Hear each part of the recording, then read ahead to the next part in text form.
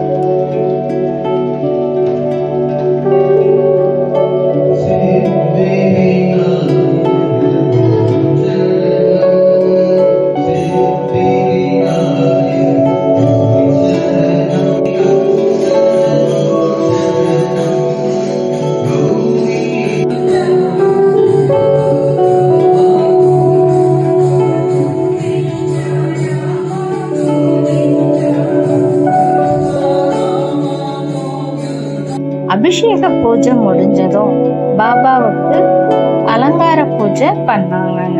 அவ்வளோ அழகா பாபாவுக்கு அலங்காரம் செஞ்சிருந்தாங்க. பாபாவுக்கு மிகவும் பிடித்தமான எல்லோ கலர் ட்ரெஸ்ல தான் பாபாவுக்கு அலங்காரம் பண்ணியிருந்தாங்க. அலங்காரம் முடிந்ததும் பக்தர்கள் எல்லோரும் வர ஆரம்பிச்சு பாபாவின் அருளை பெற ஆரம்பிச்சாங்க. அடுத்து பார்க்க போறது பாபாவி கோயில்ல 12வது ஆண்டு விழா தாங்க. இந்த கோயில் கட்டி 12 வருடம் முடிந்தது. அதுக்கு டெக்கரேஷன், பலூன்ஸ், வாழைக்கண்ணு எல்லாமே கட்டி சூப்பரா சாமிக்கு பாபாவுக்கு அலங்காரம் பண்ணி இருந்தாங்க. பாக்குறக்கே கண்கொள்ளா காட்சியா இருந்ததுங்க.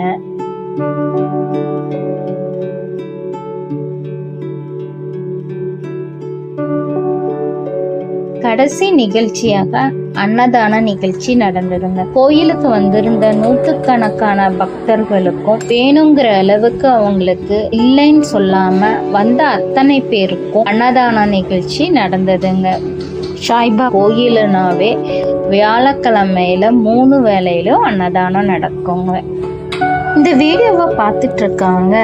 இந்த கோயிலுக்கு ஒரு தடவை வந்து எல்லாரும் பாபாவின் ஆசீர்வாதத்தை பெற வேண்டும். ஓம் சாய்ராம்.